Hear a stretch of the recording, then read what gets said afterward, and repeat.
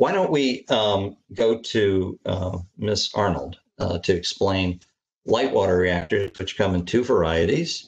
One is pressurized water reactor, which was devised by Rickover for the Nautilus submarine and was the first commercial plant at shipping port. And then later, not by much, the development of a boiling water reactor, both of them using common H2O as a moderator and heat transfer. Ms. Arnold? Okay. I might need you to go on mute so that there's no reverb. So what I'm going to do is show you the circuits of both boiling water reactor versus the pressurized water reactor.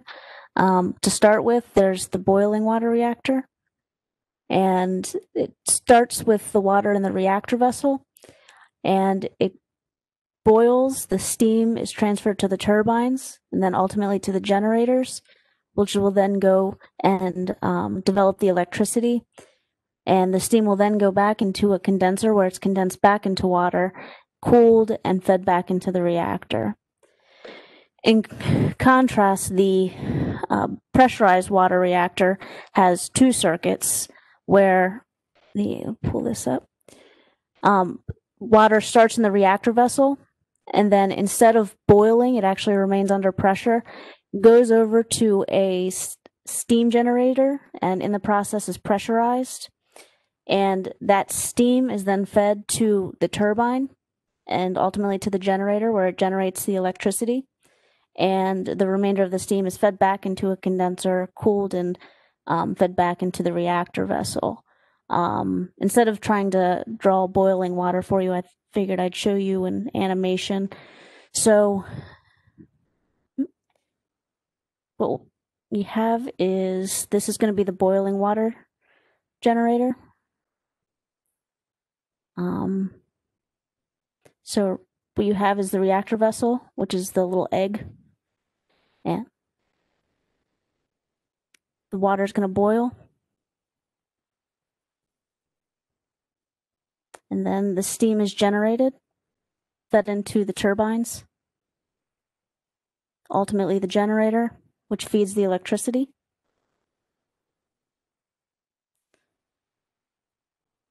As the electricity is developed, the rest of the steam is fed back into the condenser, which turns it back into water and cools it, feeds it back to the reactor. Usually, when you hear of nuclear meltdowns, it's typically because the water or the steam or water has not been cooled properly. Whereas the pressurized water reactor, you have a separate circuit that focuses on the water, and the steam is fed out because it's radioactive. So you have the reactor, and then develops over to the steam generator.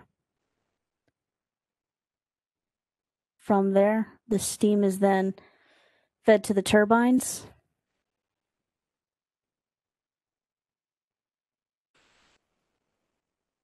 And that's just highlighting the water circuit. The radioactive steam is then fed out into the turbines, ultimately the generator, which fuels the electricity. And similar to the boiling water reactor, you have the condenser, which condenses the steam back into water and then back into the steam generator and ultimately the reactor vessel. And that is it. Okay. You may want to run that again if you would. Because actually, the last one. All right. Okay. It's a little slow because it has a commentary, but okay, but you won't play that. What you want to understand is why you would have two different types. And I think what wasn't clear in your presentation is that the water in the primary loop is exposed to the core. It is radioactive water. It stays radioactive by being in that primary loop. The steam generator protects itself. It gets the heat from that hot radioactive water, but not the radioactivity. And all of the water that the steam generator deals with and turns into steam is not radioactive. I just wanted to make it clear because I think that wasn't so clear. Flip-flopped it probably. It is not. Whereas in the case of the boiling water reactor, it's a little sportier. To get rid of the steam generator, they're willing to take some of the risks of having that primary loop be the only loop. And so there were certain efficiencies they thought they could get with the boiling water reactor over the pressurized water reactor. The original reactor for the Nautilus, the concern about that possibility of radioactive water coming out of, various other aspects of the system meant that they wanted to just keep the loop isolated from everything else. The boiling water reactor, they say for efficiency's sake, let's see whether we can make it reliable. And I have to say, I don't think there have been many accidents associated, or maybe any, associated with radiological releases from the boiling water water loop, if you will, the singular loop. So on that, I think, maybe it was an improvement. There were other problems with BWR, as we'll see, which became all too apparent in the case of Fukushima, but I don't think they had to do with that system. Henry, there's a question in the chat. Sure. Okay. Sorry. Hang on here. Let me pay attention. The chat. Okay. Well, could you perhaps read it? Because as usual, the system is working perfectly for me. April, a question. If the water is critical in these systems, whether it's pressurized or boiling water, why do reactors like TMI release steam into the air if the steam is critical to functioning? Well, first of all, you've given me an opportunity to make another qualification. Both systems are pressurized. It's just that the amount of pressure in a boiling water reactor is a lot less. Okay, but it isn't like you can put you can open up the boiling water loop and say, oh, well, it's nothing's going to blow out. It's pressurized. It's just at a lower level. So that's point one.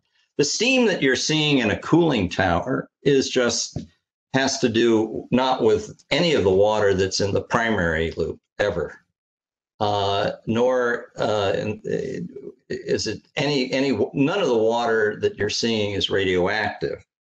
It's condensation having to do with cooling off water that is radioactive and or water that is not radioactive that is very hot in the secondary loop.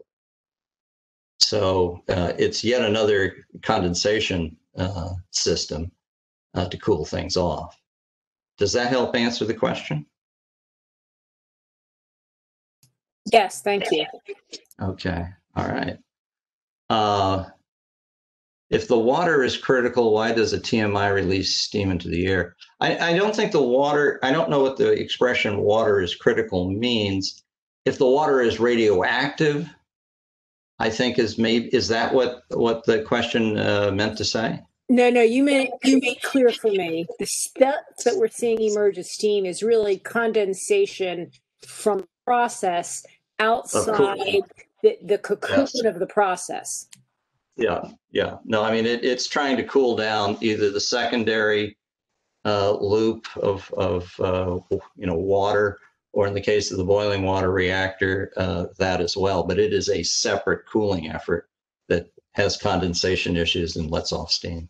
So if I made an excessively simplistic metaphor, I'd say the whole process is going on inside the glass, but outside the glass, condensation from the air itself can attack, right. But that's outside the system. Roughly, yes. Now, if you're very unlucky, it is possible to get into that loop, but my hunch is that your problem with radioactivity would be coming directly from the containment building into the air before you had to worry about the cooling towers. Okay. So with that, let's go back because we're now 15 minutes out. I think we're where we need to be. But let's take a look here. There is your primary and secondary loop with your pressurized water reactor. And you can see that the primary loop is in direct contact with the core. Go to the next slide. This was designed originally back in 36 months for the Nautilus, and then not that long afterward was deployed with a different enrichment level for the uranium at shipping port, which was our first power reactor in the United States, commercial, connected to the grid. Okay, next. 3 Mile Island was a pressurized water reactor. All right. Next. The BWR, as you can see, does not have a secondary loop. It heats up, it turns into steam, turns the turbine, and you see the condenser there? You see that loop to the right? Brooke, can you help me here with the cursor? Yeah, you see, raise the cursor higher. There you go. That loop is what goes to the cooling towers. All right. And it's the condensation of that loop within the sidewalls of the cooling tower that you get the steam. All right. So next slide. Well, we'll hear more about this on Tuesday. The boiling water reactor of the first kind of early Mark I design, or I think it was Mark I, maybe it's Mark II, but it's early design, is what was in play at Fukushima, and we'll learn more about that, and therefore learn a lot more about reactors from a real expert. Next. And again, like breeder reactors, LWRs are offline fueled. That is, you can't get at the spent fuel, including the plutonium that's in that spent fuel, without turning the entire system off and unbolting the head unit on the pressure vessel and taking the fuel out, which is done once every 12 to 18 months.